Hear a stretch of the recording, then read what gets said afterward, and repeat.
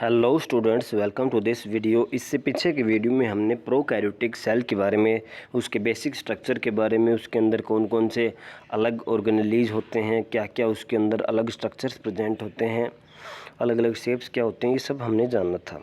आज की इस वीडियो में हम करेंगे cell envelope and its modification, कि भी सेल के चारों ओर कैसा एनवलप है, एनवलप के अंदर क्या क्या प्रेजेंट हो सकता है और वो कैसे अलग अलग कंडीशन में मॉडिफाई होता है। तो देखिए, most prokaryotic cells, particularly the bacterial cells, have a chemically complex cell envelope। जो आपके ज़्यादातर सेल्स होते हैं प्रोकैरियोटिक सेल्स हैं, उसके अंदर हम सिर्फ इस केस में बात करेंगे प्रोकैरियोटिक सेल की। तो देखिए, जो आपके ज़्यादातर प्रोकैरियोटिक सेल्स हैं उसके अंदर क्या होता है, केमिकली कॉम्प्लेक्स सेल एनवलप होता है।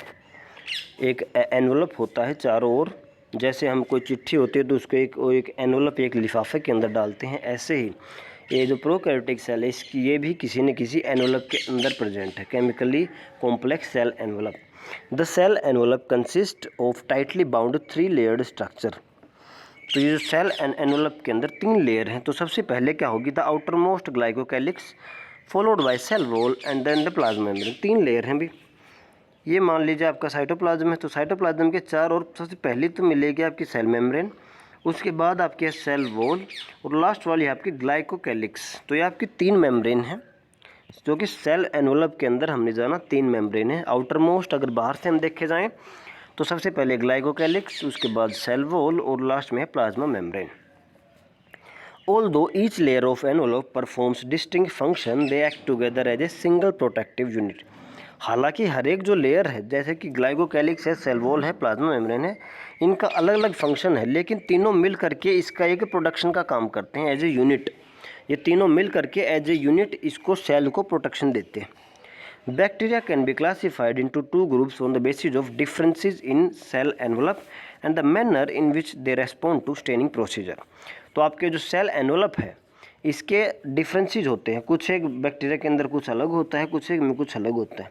तो सेल एनवलप के बेसिस के अंदर क्या क्या डिफरेंसेस है, उसके अंदर हम सेल को, ये जो बैक्टीरियल सेल है इसको 2 भागों में बांटते हैं, और एक तो हम ले रहे हैं इसको basis and differences in cell envelope, की भी सेल एनवलप के अंदर कौन कौन से डिफरेंसेस, और दूसरा है आपका कि वो एक स्टेनिंग होती है जिसको हम कहते हैं ग्राम स्टेनिंग। तो वो जो ग्राम साइंटिस्ट थे उन्होंने एक स्टेनिंग प्रोसीजर को डेवलप किया था, तो उस स्टेनिंग के थ्रू यदि वो स्टेन ले रहे हैं तो उसको कह दिया हमने ग्राम पॉजिटिव, और यदि वो स्टेन नहीं ले रहे तो उसको कह दिया ग्राम नेगेटिव। तो इसके बेसिस के ऊपर हमने 2 कैटेगरीज के अंदर प्रोकैरियोटिक सेल्स, मतलब बैक्टीरिया को, कि भी ग्राम पॉजिटिव बैक्टीरिया और gram negative bacteria. Gram positive bacteria कौन से हैं, जो कि ग्राम स्टेनिंग करते हैं, जो कि ग्राम स्टेन को लेंगे, और ग्राम नेगेटिव कौन से हैं, जो कि नहीं लेंगे। और वो क्यों हो रहा है, क्योंकि उनका सेल एनवलप के अंदर, दोनों के अंदर थोड़ा डिफरेंस है। Glycocalyx differs in composition and thickness among different bacteria. जो आपकी पहली जो आउटर मोस्ट बाउंड्री बताई थी ग्लाइकोकैलिक्स, उसकी जो क्या है, आपकी जो थिकनेस है, जो उसकी मोटाई है, और उसकी कंपोजिशन किस किस चीज़ से बनी हुई है, वो अलग अलग बैक्टीरिया के अंदर अलग अलग होती है। It could be loose sheath called the slime layer and in some while it may be thick and tough called capsule. तो इसके 2 वेरिएशन बताए हैं। एक हो सकता है ग्लाइकोकैलिक्स स्लाइम लेयर बोलते हैं, जिसके अंदर जो आउटर मोस्ट जो आपकी लेयर है वो बहुत लूज रहेगी, लूज शीथ लाइक स्ट्रक्चर रहेगा। लेकिन दूसरा हम कहेंगे कैप्सूल। तो कैप्सूल क्या होगा, थिक होगा और टफ होगी वो। तो ये आपके 2 हैं, ग्लाइकोकैलिक्स स्लाइम लेयर की फॉर्म में प्रेजेंट हो सकती है और कैप्सूल की फॉर्म में। अब है the cell wall determines the shape of the cell and provide structural support to the prevent the bacterium from bursting of collapsing. ये आपका फंक्शन आ चुका है सेल वॉल का। तो ये आपके पूछा जाए कि सेल वॉल का फंक्शन क्या है, तो सेल वॉल क्या करता है, शेप ऑफ सेल, जो भी बैक्टीरिया की शेप है उसको डिसाइड करता है, साथ में ये क्या करता है, स्ट्रक्चरल सपोर्ट प्रोवाइड करता है बैक्टीरिया को, ताकि ये प्रिवेंट करता है बैक्टीरिया को फ्रॉम बर्स्टिंग, फटने से, और कोलैप्सिंग, और अंदर कोलैप्स ना हो जाए, सिकुड़ ना जाए। तो इन सब चीज़ों से सेल वॉल प्रोटेक्शन कर रहा है। The plasma membrane is selectively permeable in nature and interacts with outside world.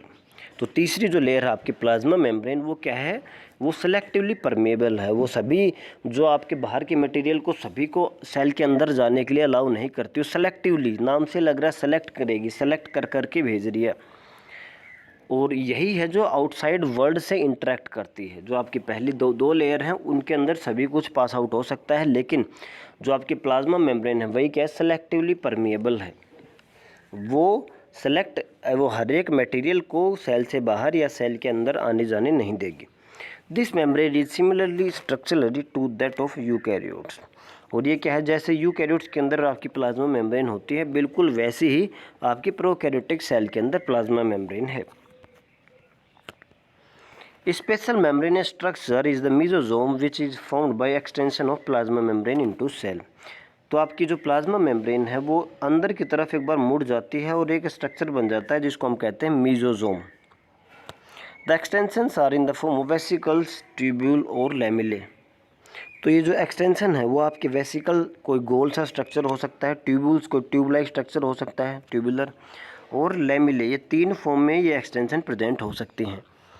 They help in cell wall formation. तो ये जो एक्सटेंशन है, सबसे पहले आपकी जो प्लाज्मा मेम्ब्रेन है वो अंदर की तरफ फोल्ड होगी, उसको हमने कह दिया मेसोसोम्स। और दूसरी एक्सटेंशंस भी हो सकती हैं, जैसे कोई वेसिकल प्रेजेंट है, कोई ट्यूब्यूल्स जैसा स्ट्रक्चर प्रेजेंट है, कोई लैमिले हैं।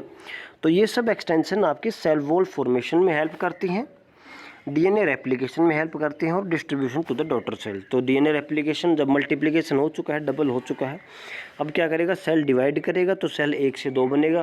तो 1 से 2 बनने के बाद जो डबल हुआ है डीएनए उसको डिस्ट्रीब्यूट करना है दोनों डॉटर सेल्स में इक्वली, तो उसमें भी ये एक्सटेंशन आपकी हेल्प करती है। They also help in respiration secretion process to increase the surface area of plasma membrane and enzyme content. तो ये जो आपके एक्सटेंशन है इसके बहुत सारे फंक्शन है, जैसे हमने कहा cell wall formation, DNA replication and distribution to daughter cells. इसके साथ साथ ये रेस्पिरेशन में हेल्प कर रही है, और सिक्रीशन जो प्रोसेस है, यदि कोई मटेरियल को सेल को बाहर सीक्रेट करना है उसमें भी हेल्प करता है। To increase the surface area of the plasma membrane, surface area जो एरिया कॉन्टैक्ट में आएगा उसको इंक्रीज करने के लिए, और एंजाइमेटिक कंटेंट ताकि वो सरफेस एरिया इंक्रीज हो, ज़्यादा एंजाइम सरफेस से कॉन्टैक्ट हो। तो इन सब के लिए आपका जो आपकी एक्सटेंशन है वो हेल्प करती है। In some prokaryotes like cyanobacteria, there are other membrane extension into cytoplasm called chromatophores which contain pigments. एक प्रोकैरियोटिक सेल को जब हमने देखा था तो उसमें साइनोबैक्टीरिया था, साइनोबैक्टीरिया को ब्लू ग्रीन एल्गी बोला जाता है। तो उसके अंदर क्या होता है, इन सब मेम्ब्रेन के एक्सटेंशन के अलावा एक मेम्ब्रेन साइटोप्लाज्म के अंदर एक्सटेंड हो रही है और उसको हमने कह दिया क्रोमेटोफोर्स। क्रोमेटोफोर याद रखना इस वर्ड को, क्रोमेटोफोर। तो क्रोमेटोफोर क्या होता है, जिसके अंदर की पिगमेंट होते हैं। याद रखना है साइनोबैक्टीरिया एक फोटोसिंथेटिक बैक्टीरिया है, तो ये फोटोसिंथेसिस कर सकता है। तो इसके अंदर जो क्रोमेटोफोर्स जो प्रेजेंट होते हैं, क्रोमेटोफोर क्या है, तो भाई जो आपकी प्लाज्मा मेम्ब्रेन है उसकी एक्सटेंशन है साइटोप्लाज्म में, जिसके ऊपर पिगमेंट्स प्रेजेंट हैं, और ये पिगमेंट इसकी साइनोबैक्टीरिया की फोटोसिंथेसिस में हेल्प करेंगे। बैक्टीरियल सेल्स में भी मोटाइल और नॉन मोटाइल। बैक्टीरियल सेल जो होता है वो मोटाइल भी हो सकता है और नॉन मोटाइल, मतलब मोटाइल कौन से होते हैं, जो कि मूव कर सकते हैं, और non motile which can't move. तो दो टाइप के बैक्टीरिया हो गए, मोटाइल हो सकते हैं और non motile. If motile they have thin filamentous extension from their cell wall called flagella. यदि मोटाइल है मतलब वो मूव कर सकता है, तो मूव करने के लिए उसके एक पास एक स्ट्रक्चर होता है जिसको हमने कह दिया फ्लैजिला। एक थिन फिलामेंटस एक्सटेंशन होती है जो आपकी आउटर मोस्ट जो सेल वॉल होती है बैक्टीरिया की, वहाँ से एक एक्सटेंशन निकलती है, उसको हमने कह दिया flagella. Bacteria show A range in number and arrangement of flagella. अब ऐसा नहीं है कि एक ही फ्लैजिला है, अलग अलग बैक्टीरिया के अंदर अलग अलग फ्लैजिला हो सकते हैं और उसकी अरेंजमेंट भी अलग अलग हो सकती है। इसके अरेंजमेंट के ऊपर भी हम बैक्टीरिया को डिवाइड करते हैं। Bacterial flagellum is compose of 3 parts. तो इसके अंदर जो फ्लैजिला होता है उसका 3 पार्ट होते हैं कि फिलामेंट जो बाहर का होता है, उसके बाद है हुक यहाँ पे प्रेजेंट होता है, और उसके बाद है बेसल बॉडी। बेसल बॉडी क्या होती है, जो सेल वॉल के अंदर इंसर्टेड होती है। तो ऐसा कुछ स्ट्रक्चर होता है कि भाई आपके पहला हो गया आपका फिलामेंट, उसके बाद हुक और लास्ट है बेसल बॉडी। ये आपकी मोटाइल है तो बैक्टीरिया को मूव करने में हेल्प करता है। The filament is the longest portion and extends from the cell surface to the outside। देखिए मान लीजिए सेल वॉल है, सेल वॉल के जो अंदर प्रेजेंट रहेगा वो हो गया आपका बेसल बॉडी, इसके ऊपर एक स्ट्रक्चर रहेगा फिलामेंट को सपोर्ट करने के लिए, उसको कह दिया हुक, और हुक के ऊपर रहेगा आपका फिलामेंट। तो जो लॉन्गेस्ट पार्ट है वो है आपका फिलामेंट, उसके बाद है आपका हुक, उसके बाद है बेसल बॉडी। बेसल बॉडी आपका सेल में आपकी सेल वॉल के अंदर रहेगा। अगर ये अब जैसे मूव करेगा तो सेल भी मूव करता है, और इसकी अरेंजमेंट अलग अलग हो सकती है, नंबर इसके फ्लैजिला के अलग अलग हो सकते हैं। देखिए, besides flagella, pili and fimbriae are also surface structure of bacteria but do not play a role in motility. क्या बोल रहा है, फ्लैजिला के साथ साथ दो और स्ट्रक्चर है जिसको हम कहते हैं पिलाई और फिम्ब्रे। ये भी बैक्टीरिया की जो सरफेस होती है सेल वॉल की, उसके ऊपर ही प्रेजेंट होते हैं, लेकिन ये सेल को मूव करने में कोई मदद नहीं कर रही। मूव के लिए क्या है, सिर्फ आपका फ्लैजिला है।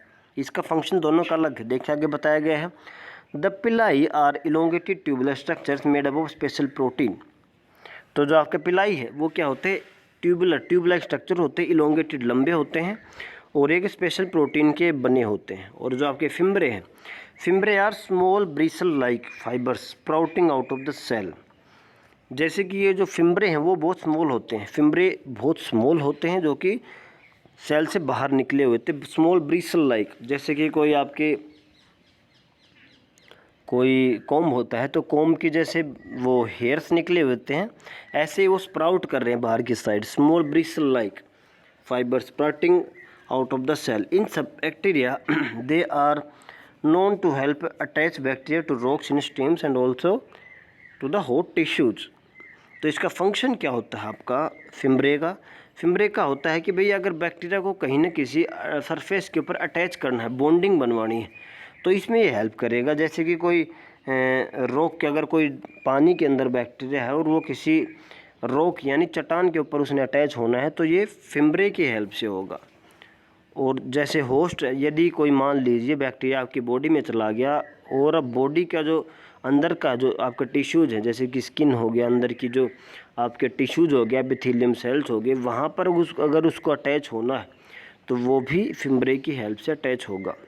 और जो आपका पिलाई होता है वो आपका एक प्रोसेस होता है बैक्टीरियल ट्रांसफॉर्मेशन, उसमें हेल्प करता है आपका।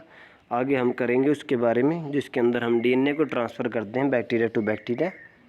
तो ये है आपके normally cell envelope and extension. इसके अंदर हमने जाना कि भाई सेल एनवलप क्या है, तो इसके अंदर 3 लेयर बताई हैं आपको, और उसके बाद हमने अलग अलग एक्सटेंशन और उसके फंक्शंस के बारे में जाना, फ्लैजिला क्या होता है और दूसरे सरफेस स्ट्रक्चर्स क्या होते हैं, पिलाई और फिम्ब्रे। अगले पोर्शन में हम राइबोसोम्स और इंक्लूजन बॉडीज़ को करके हम आपके देखेंगे यूकैरियोटिक सेल के बारे में।